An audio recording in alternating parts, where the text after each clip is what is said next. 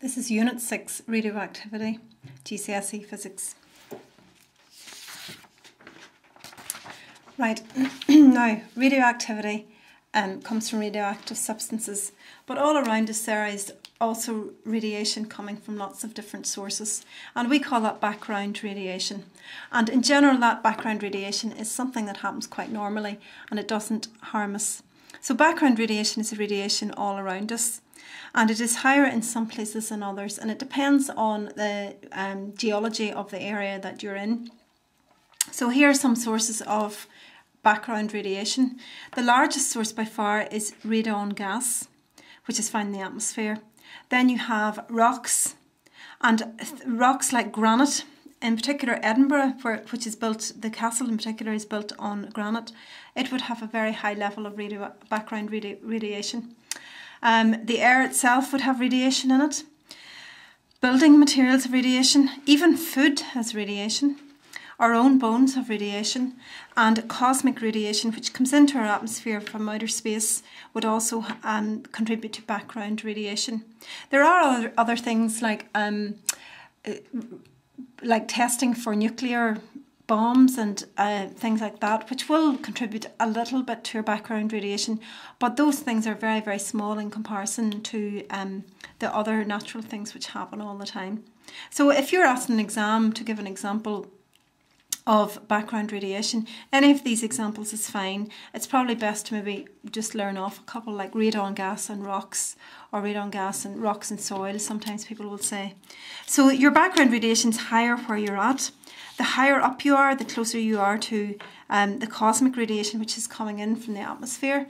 And pilots and so on, they have to restrict their flying hours, their flight times, because they're exposed to a lot more cosmic radiation than the rest of us, pilots and flight attendants. And unless you're a regular traveller, you won't be exposed to that much cosmic radiation. If you live in an area where there's a lot of radiation in the rocks and so on, then you'll be exposed to a higher level of radiation. But that generally, there's a safe level, and all those background radiations are considered to be within that safe level. So you can see here, just the picture here shows you the night sky and the stars, where the cosmic radiation would come from, rocks, food, drink, even within the building materials in the house, and the grass and so on, the soil will contribute to some of the background radiation. A couple of nuclear safety rules, and sometimes you might be asked how would this particular situation be made a little bit safer. These are safety rules for generally the first 4 really apply to a school, the rest would maybe apply to something like a nuclear power plant or something like that. Number 1, do not handle radioactive sources directly.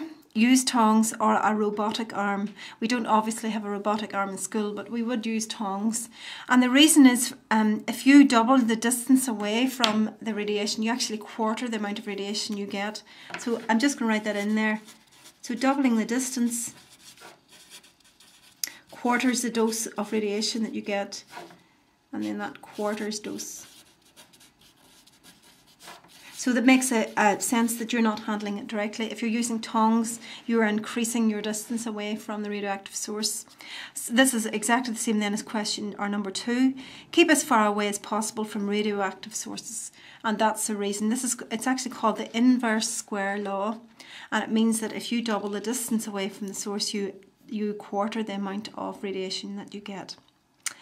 Never point a radioactive source at another pupil or at yourself. And that's common sense. When not in use, store radioactive sources in lead-lined containers. Now, lead is a very good material for absorbing radiation, and it means it loses most of its energy in the lead. In fact, alpha and beta radiation lose all their energy in the lead. Gamma loses most of its energy in the lead, and therefore anything that does escape from a lead-lined container is going to do much less damage than if it isn't stored in lead. In nuclear power plants, radiation protection suits are used, and radiation badges are worn in workplaces to record exposure to radiation.